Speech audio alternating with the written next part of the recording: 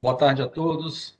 Sejam bem-vindos a mais uma live do Becri para a gente apresentar a carteira do fundo aí no mês de outubro, né? Bom, vou começar aqui pedindo a vocês para que, se quiserem interagir, enviar perguntas para a gente acha isso bastante interessante, né? Que a gente consegue dirimir todas as dúvidas, né? Eu tenho outros colegas também que estão me ajudando aqui na live.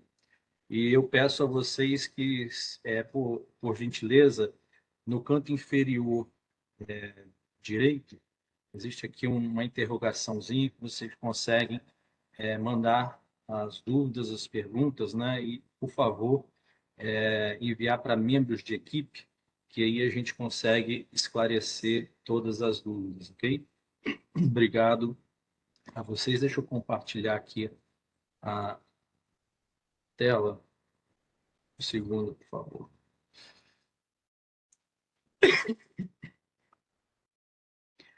Bom, vocês estão vendo? Os colegas aí poderiam me ajudar se está aparecendo. Sim. Tá, bom. Então, aqui é a apresentação, né, a live mensal do Becri, que a gente está falando a respeito do relatório de outubro, né? A gente chama a atenção aqui, né, a primeira informação interessante é o mailing, né, que a gente conversa, né, a gente dispara informações sobre o Becri para os nossos cotistas ou para aquelas pessoas que tiverem interesse, né, sobre o nosso fundo de investimento.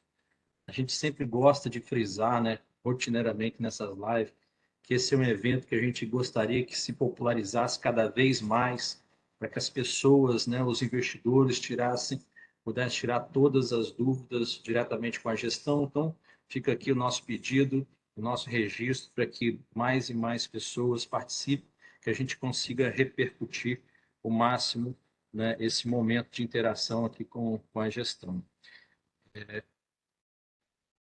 Show. Bom, aqui uma primeira parte que ela é padrão, né? Fala um pouco sobre o perfil do fundo, que pode comprar, o que não pode, benchmark, é, número de emissões, valor, né, do patrimônio, as cotas emitidas. Aqui a gente entra numa mini DRE, né, onde a gente tem informações interessantes, né, que subsidiam aí os investidores na tomada de decisão, né? A gente tem os resultados de juros e correção dos CRIs, resultados que nós tivemos nos fundos de investimento imobiliário que nós investimos ao longo da história, as despesas do fundo, né? E a distribuição por cota também, né? Que nesse mês nós estamos distribuindo 0,75, um mês que teve um dia útil a mais, a distribuição está um pouco melhor do que setembro. Então, mês de outubro, né, como eu falei, a gente distribuiu 0,75, isso aí dá um yield, né, de 1,11 a preço de mercado. O GPM, que é o benchmark aí do fundo, né, teve uma variação aí nos últimos 12 meses negativa de 4,57. Aqui a gente também tem informações interessantes, né, a respeito da evolução do patrimônio, evolução das cotas, dividend yield de mercado. Então, a gente vê essas cotas num valor, numa precificação de mercado bem abaixo do potencial delas, né? A gente acredita que ela deveria estar sendo precificada a um valor melhor no mercado, né? Hoje a gente está com um dividend yield de mercado aí acumulado aí de 14,54, né, nos últimos 12 meses. A gente está ali com uma rentabilidade acima do CDI líquido, né, quando se desconta lá o imposto de rendas, 113 acumulado no período. Em outubro, né, foi ali 130%, um excedente, né, sobre o benchmark do fundo. Nós estamos aí, GPM mais 6, a gente está entregando GPM mais 16. Então, são informações que ajudam o investidor na tomada de decisão, né? Esse quadro é um quadro de histórico de rentabilidades e como foi o percentual, né, de dividendo sobre o preço de mercado, informação também interessante. Aqui a gente fala a respeito da distribuição de rendimentos, como o Becri distribui seus rendimentos, que é uma média aí dos últimos 12 meses, né? A gente distribui. Então, até pouco tempo, nós tínhamos meses de deflação ainda impactando o Becri, a deflação foi, salvo engano, agosto, julho, agosto, setembro do ano passado, salvo engano. Então, estava ainda impactando na distribuição do Becri. A gente agora está evoluindo para uma inflação ali mais próximo ao teto da meta. Depois a gente pode comentar um pouquinho também a respeito. Composição do rendimento, né, que como esse 0,75 ele foi constituído, né, a gente tem aí 0,56 mais 19 de correção monetária, 0,56 de juros. Aqui a carteira do fundo, né, quando a gente, há uns 2 meses atrás, a gente instituiu essa coluna status aqui para dar uma sinalização para os nossos cotistas sobre se existia algum CRI, algum ativo que a gente estava aí com uma observação, né? Então a gente tem ali o CRI WAM, que mais à frente também a gente vai falar, então é um CRI que ele teve um waiver, né? Então a gente coloca uma exclamaçãozinha para chamar essa atenção. O CRI, hoje ele ainda está aí com processo de waiver de juros e principal, mas a gente fala um pouquinho a respeito, mas a mensagem aqui é mais essa sinalização de se o ativo ele está adimplente ou se tem algum tipo de waiver ou se está inadimplente. A distribuição por ativo da nossa carteira, que a gente gosta aí de pulverizar, diversificar bastante. Então, a gente percebe aí que você tem lá o Sendas, que é o maior peso da carteira, 6,28, e aí a gente vem pulverizando a carteira, reduzindo a participação em torno de 3%, 2%.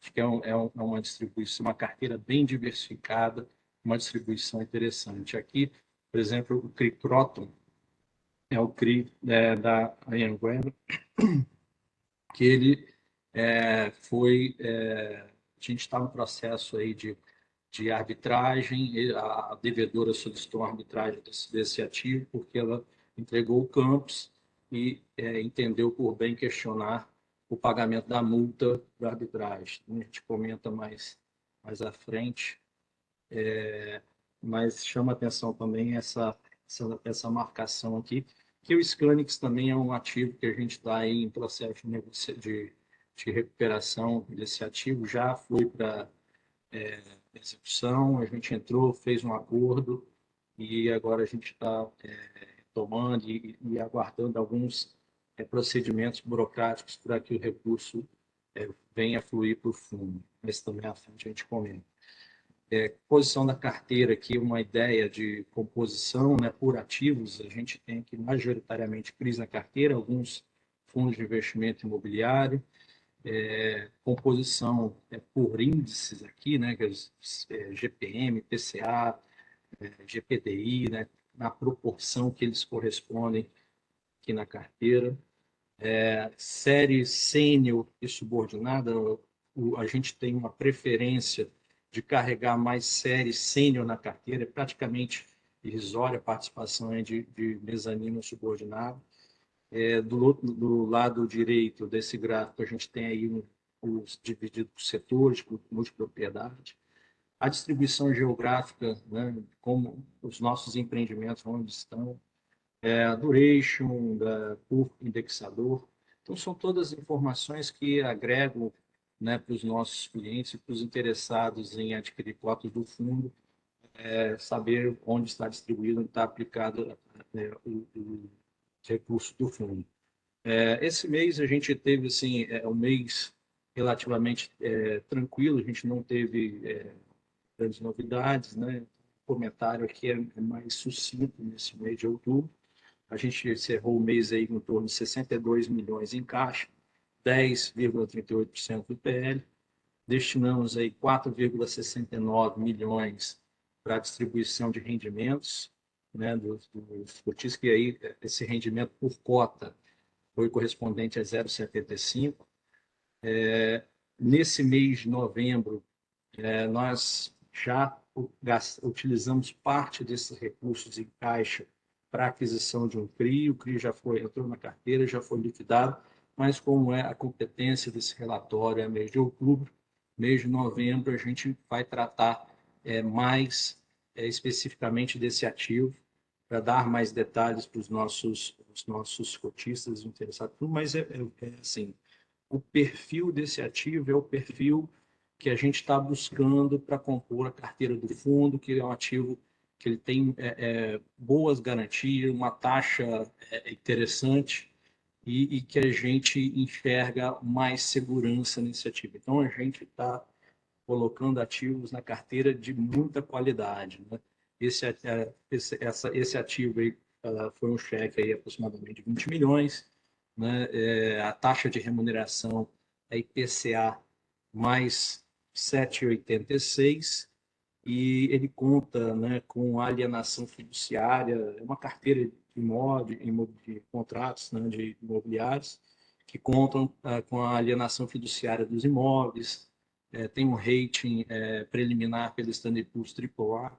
Então, é um ativo bem interessante que vai agregar, além de rentabilidade, a segurança para a carteira do Becri, como a gente gosta de ter ativos que dão lastro, né, para as operações do fundo, e alguns ativos também que agregam um pouco mais de rentabilidade. E se a gente está conseguindo unir rentabilidade com segurança, e esse é o objetivo que nós temos para botar ativos para dentro da carteira. Não que outros ativos não sejam interessantes, mas nesse momento a gente está priorizando esse tipo de ativo. Assim como foi o Crisavit, né, que entrou na carteira há uns 2 meses, também era um CRI bem interessante, com garantias interessantes, o fluxo de aluguéis desse CRI ele é praticamente o dobro do fluxo da PMT, então são ativos que a gente entende que faz sentido para o momento, né, que nós estamos vivendo, né, ainda um momento de turbulência, juros muito elevados, e que a gente gosta de prezar um pouco mais pelo conservadorismo, unindo aí boas taxas com bastante segurança. Além disso, a gente está olhando aqui um outro ativo, né, que é um CRI no segmento logístico, que também conta aí com essas pré-condições, com essas características que a gente falou agora, né, que seja boa garantia e que a gente consiga agregar também taxa e rentabilidade para a carteira do fundo. Então, aquele recurso que está em caixa, ele está sendo tratado, está sendo direcionado dentro do nosso pipeline, para que a gente mantenha o fluxo, a carteira bem saudável do Becri, né? Aí a gente fala aqui sobre o CRI Croton. O CRI Croton, dia 13 agora nós tivemos uma assembleia dos cotistas, onde os cotistas deliberaram pela contratação, né, de um escritório de advocacia para fazer frente a esse pedido de arbitragem que foi instaurado pela locatária do imóvel, que pediu, que entregou as chaves, entendeu que não cabia o pagamento da multa num contrato atípico de aluguel. Então, essa é uma tese que a gente não acredita que vai sair vencedora. A gente acredita que os contratos eles existem para serem cumpridos, né? Se eu estou descontente com algo, né? Eu acho que o caminho não foi o adequado, né? Deveria ficar os listas e apresentar alguma outra proposta, algo, mas decidiu sair pela via da arbitragem.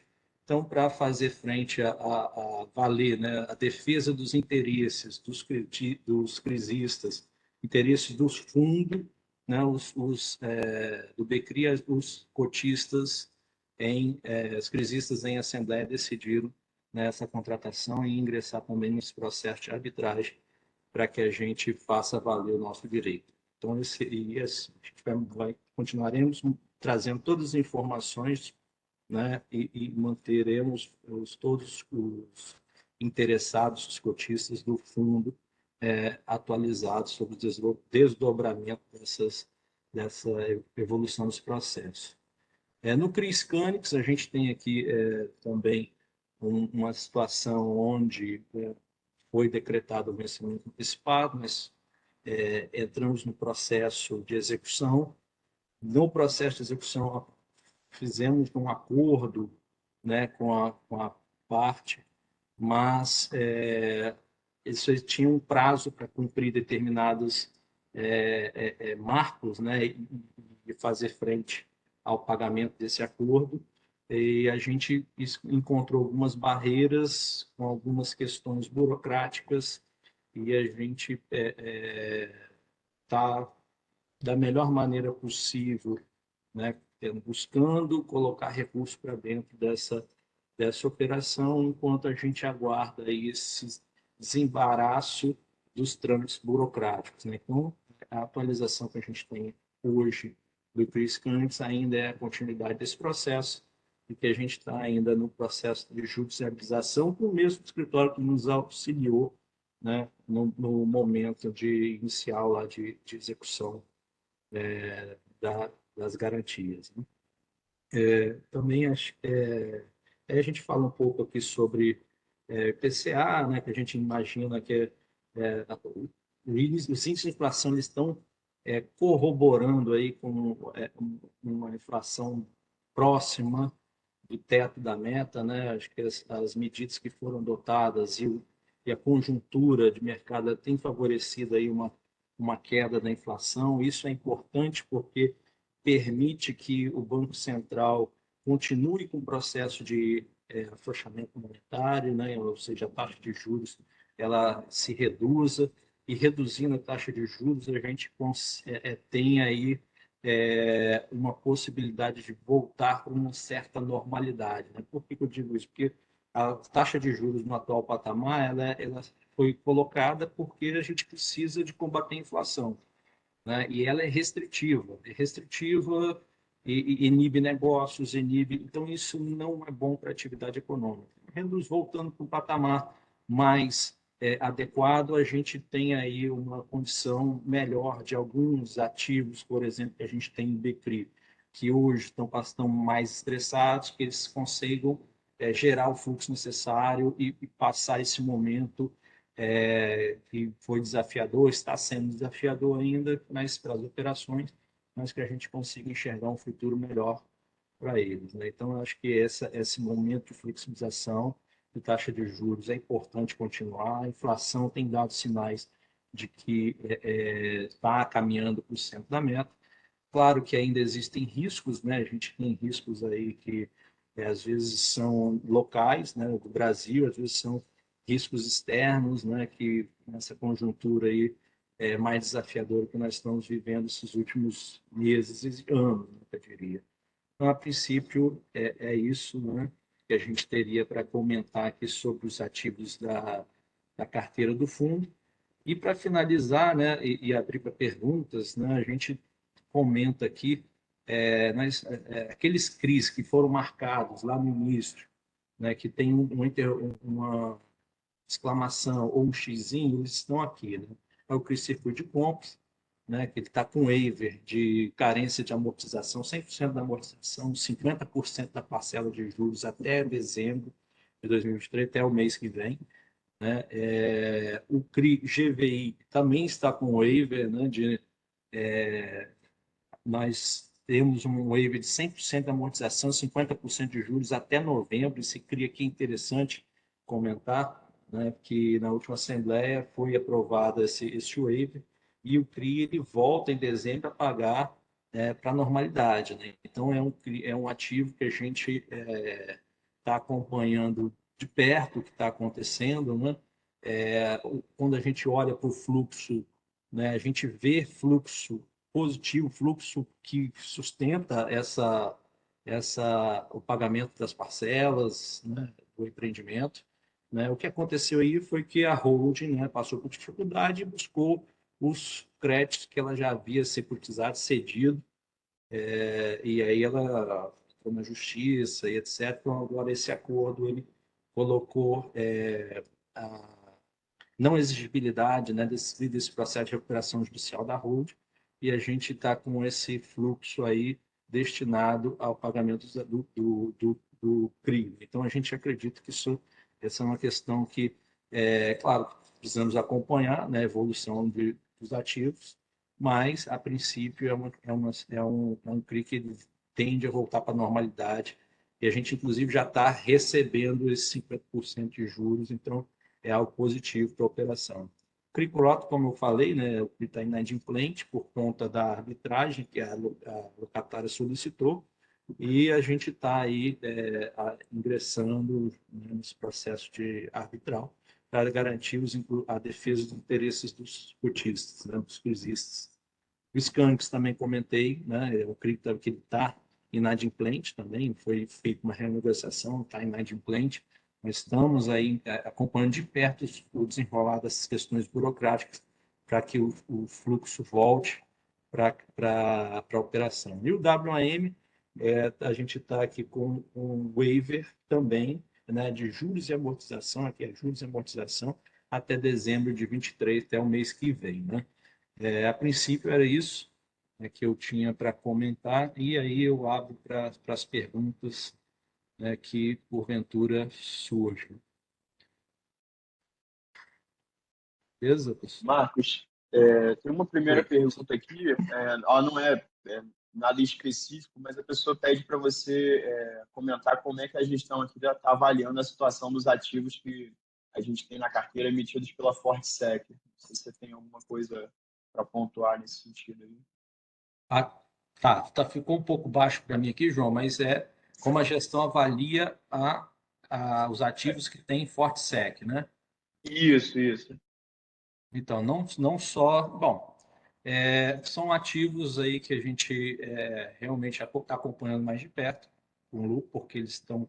Alguns deles estão estressados, outros não, tá? Então, vale essa ressalva, né? Não é só porque é forte SEC que ele tem algum problema necessariamente, né? Mas sim, a seguradora, a securitizadora, ela teve alguns ativos aí que estressaram.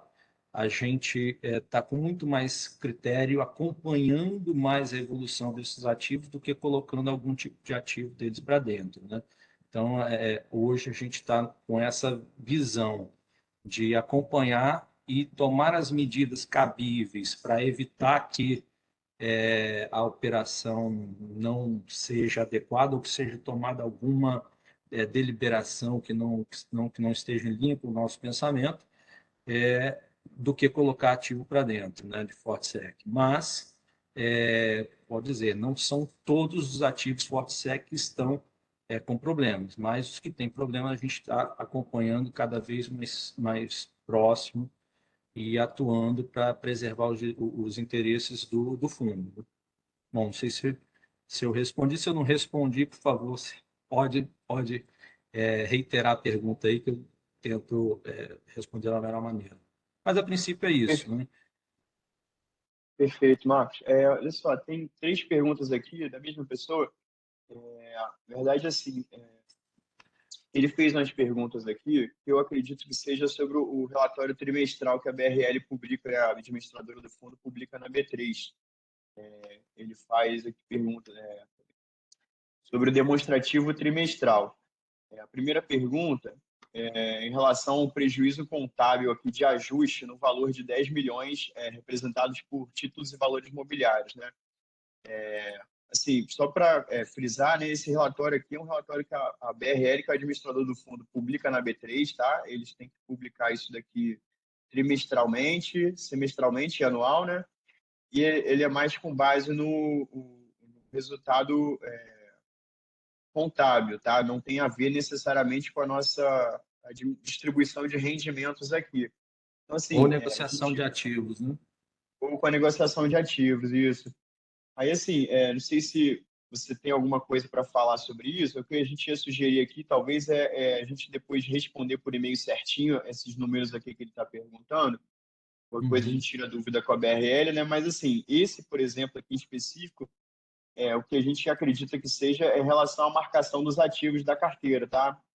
Então, assim, Sim. talvez dentro desse período aqui, desse trimestre aqui que ela publicou esse prejuízo aqui de 10 milhões, tenha sido referente a alguma marcação de algum ativo negativo durante esse período, né?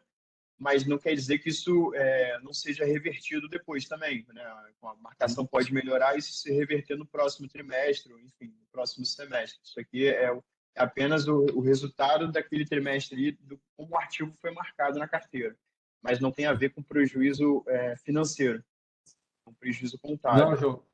Não, bom, eu também vou precisar consultar, né, a BR para ver exatamente esse montante, mas, assim, de antemão, assim, não tem a ver com a negociação de ativos que nós fizemos, porque a gente até acompanha a evolução do patrimônio, do fundo, o patrimônio, valor patrimonial, a gente percebe aí que existe um processo de marcação que a administradora ela executa e que a gente está tendo uma marcação aí desfavorável, né? Está reduzindo um pouco o valor dos ativos. Então, mas assim, a grosso modo, nós não negociamos nada que gerou prejuízo nesse montante, não tem nenhuma negociação que tenha gerado prejuízo, então eu vou assumir aqui fazer essa minha culpa, né, de que esse valor aí eu preciso esclarecer melhor antes de dar uma resposta com mais certeza do que exatamente se trata. Mas eu acredito que aí seja isso mesmo, João. Isso aí tem mais duas perguntas aqui que ele faz também em relação a esse mesmo relatório. Mas assim, de novo, né? Vamos confirmar o número com a BRL certinho, mas pelo que eu entendi aqui, primeiro ele pergunta assim, né? O que foi o lucro contábil passivo de distribuição que excede o total do resultado financeiro aqui no valor de 7 milhões? Então, assim, aqui também acredito que seja alguma coisa a ver com a competência do trimestre, né? A parte contábil, não necessariamente a ver com o resultado financeiro que entrou no caixa, mas ele faz aqui na terceira pergunta também, tem um número lá de resultado financeiro líquido acumulado de 5 milhões e uma distribuição de 9 milhões e 300, né? Como se a gente estivesse distribuindo acima do que foi o resultado. Mas se ele olhar lá no relatório, estou com o relatório deles aberto aqui até, e na verdade esse valor de 5 ali, 700, 5 milhões e 700, ele tem que ser somado também aos 7.900. Então, na verdade, os 9 milhões é sobre 13 milhões e 700, né? Então, a gente, na verdade, distribuiu abaixo do que contabilmente a gente poderia distribuir. Seria esse mais ou menos o raciocínio. Assim, Uhum. o valor Isso. o valor na vírgula aí, acho que é bom a gente bater com a BRL de qualquer forma, mas assim, o racional aqui seria esse, tá? Assim, não que a gente tenha Uhum. distribuído acima do resultado, pelo contrário, a gente distribuiu Não é dentro do que isso? a gente poderia distribuir. Não, assim, bom, essas são informações mais técnicas de um relatório que a BRL gerencia. Eu vou precisar entender melhor esses números lá, esclarecer junto à administradora e com certeza a gente vai responder. Eu peço até a gentileza, se os colegas puder deixar o e-mail dele, acho que tem aí, né, João? Quando a gente responde com certeza todos os esclarecimentos. Mas uma coisa eu posso garantir, uma das coisas que a gente tem aqui que preza muito é jogar dentro das quatro linhas das regras. Se a gente não tem certeza de determinado procedimento, a gente não faz. E esse é um procedimento que é inadequado e a gente não distribui mais do que o resultado que ele foi gerado, tá? Isso podem ficar tranquilo. E aí eu aproveito aqui que ele fala assim, esse valor, podemos esperar quedas no rendimento? Então, acho que a gente tem mantido aí uma constância nos rendimentos. O que tem variado, né, é a questão dos dias úteis, por exemplo, o mês de agosto nós tivemos 23 dias úteis contra 21 desse mês, 20 do mês passado, e isso faz diferença, né, porque dia útil, né, é mais rentabilidade, é mais retorno. Então, a gente, proporcionalmente, né? Quando você vê o número de dias úteis e aí divide ele pelo resultado gerado, a gente percebe que há uma consistência nos resultados. Então, não vejo assim nada que possa sinalizar uma situação de rendimentos insustentáveis, tá? E aí eu tenho outra sugerir sugerir material de leitura para entender melhor as diferenças contábeis e financeiras. Bom, aí nesse mesmo e-mail, né, a gente também pode buscar essas sugestões de leitura e encaminhar para os colegas sem problema algum. Perfeito. Aí ele também é a mesma pessoa que, né, parabenizou lá pela coluna do status ali na carteira, né? Como é que está a situação dos CRIs. E tem aqui uma outra pergunta, querendo saber sobre as garantias do Croton, como é que está essa situação se vai ser executado, se não vai ser, como é que está a situação do Uhum. Croton aí, por que não está sendo executada a garantia? Então, Croton, a gente está com esse processo de arbitral, né, que a gente não gostaria de estar passando por esse processo, mas é algo que aconteceu, estava previsto lá que questões seriam discutidas em corte arbitral. A outra parte, ela, né, do meu ponto de vista, equivocadamente, do ponto de vista contratual, ela entregou as chaves e devolveu o campus, né, de um contrato atípico de aluguel e está questionando esse pagamento da multa referente ao contrato atípico no tribunal arbitral. Então, é um processo que vai acontecer, a gente entende que não se sustenta essa argumentação, não se sustenta até onde a gente tem, nós estamos conversando com alguns outros advogados também, né? Mas vai depender do julgamento da corte arbitral, há esse risco, mas se de tudo não lograrmos êxito, né? Volto a dizer, eu acho que a nossa tese ela é muito bem fundamentada, muito sólida e que a gente tende a lograr êxito. A gente tem ali, né, a alienação do imóvel, né? Mas é um imóvel que assim, bem grande, né? Então a gente está optando mais por essa via do arbitral do que a alienação oficial do imóvel, executar tomar essa garantia, porque você tem outros custos, né, de ter que carregar esse ativo e levar para leilão, etc. Então a gente entendeu que seria mais viável seguir por essa linha, né, de defesa. Mais alguma outra pergunta? Tem aqui perguntando se a gestão está dando uma estratégia, né, para evitar ativos comprometidos, né? Seja com problema da Fortsec, hectare, Devance, teve alguma mudança no procedimento aqui de avaliação dos ativos, né, na hora de comprar? O que a gestão está fazendo nesse sentido? Não entendi muito bem a pergunta, mas se os fundos imobiliários que a gente tem em carteira, seria esse, Devan? Isso, tanto Fortsec, barra hectare e Devan, né? Assim, são os CRIs que a gente tem, né, como GVI aí, né? E que também tem, o hectare também tem Compartilhado, em né? carteira, Nessas né? casas. Pois é. Sim, bom, a gente que a gente tem discutido, né, em assembleias desses ativos que a gente tem, não é as pessoas estão empenhadas em tomar as melhores decisões para que o fluxo da operação ela volte a fluir. Tá? Então, é um pouco isso. Por exemplo, uma situação onde você tem ali um WAM, que o fluxo prejudicaria a operação, então por isso que foi concedido o erro, porque no final das contas a pessoa compra um pacote de viagem ou vai para se hospedar em determinado hotel para você ter uma experiência com a sua família, uma experiência boa, agradável. Se aquela experiência é ruim, não é agradável, aí sim algo que não se sustenta a operação, né?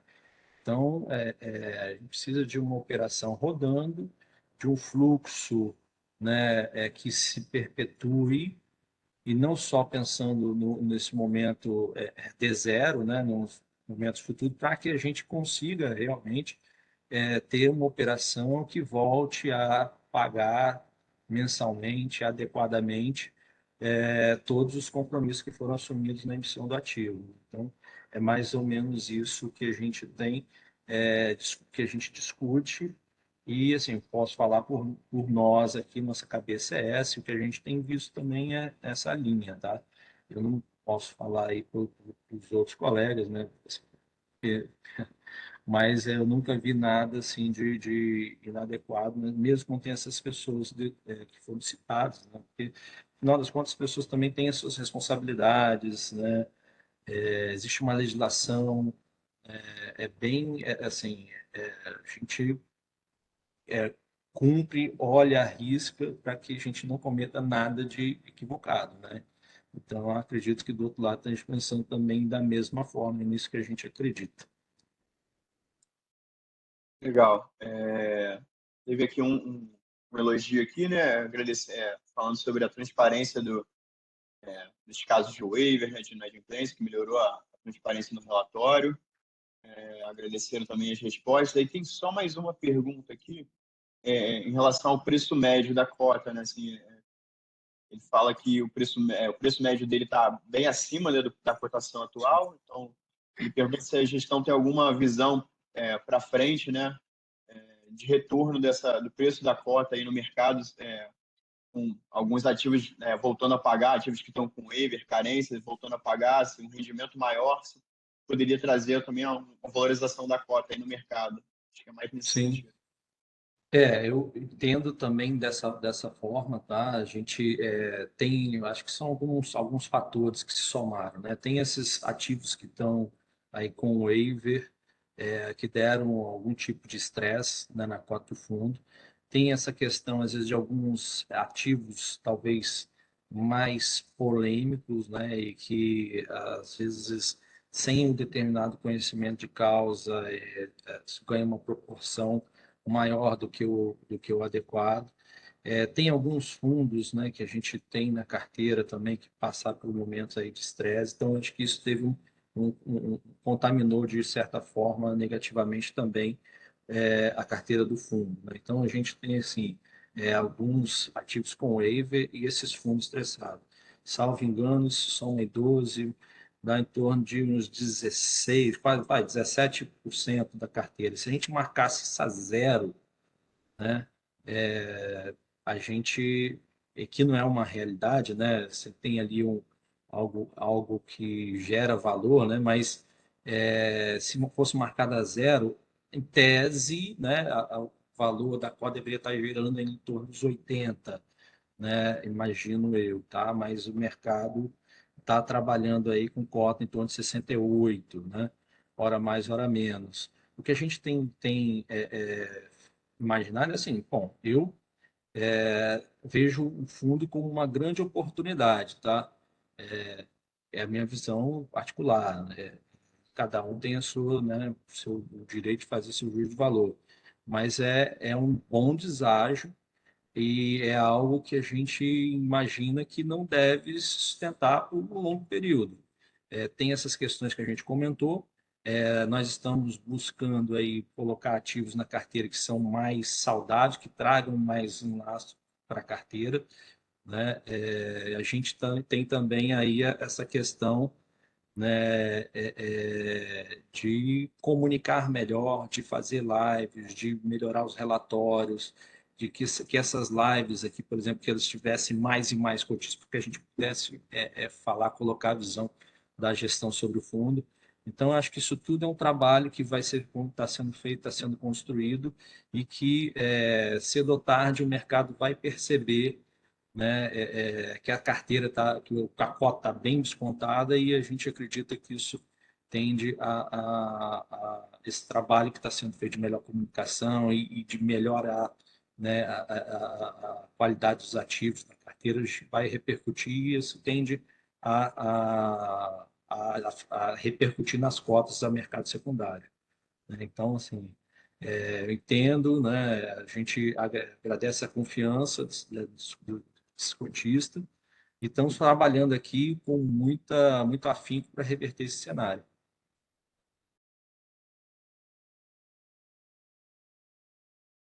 Legal, Marcos. Acho que não tem mais perguntas aqui, não. Só o pessoal agradecendo mesmo aí pela live, transparência. Se quiser Não, encerrar aí, acho que já.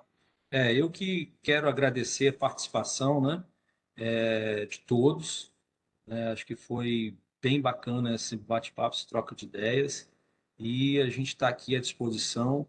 Aí, João, vamos responder essas perguntas que dizem respeito também ao relatório, tá? Podem ficar tranquilos, a gente vai responder por e-mail, esclarecer todas essas dúvidas para que a gente não. E também o pedido de bibliografia, né, a respeito dessas questões contábeis, tá? É isso, pessoal. Muitíssimo obrigado a todos. Uma ótima noite. Daqui 30 dias com todos vocês aqui e ainda convidem outros cotistas para que a gente possa aí fazer, repercutir ainda mais esse momento. Muito obrigado. Ótima noite a todos.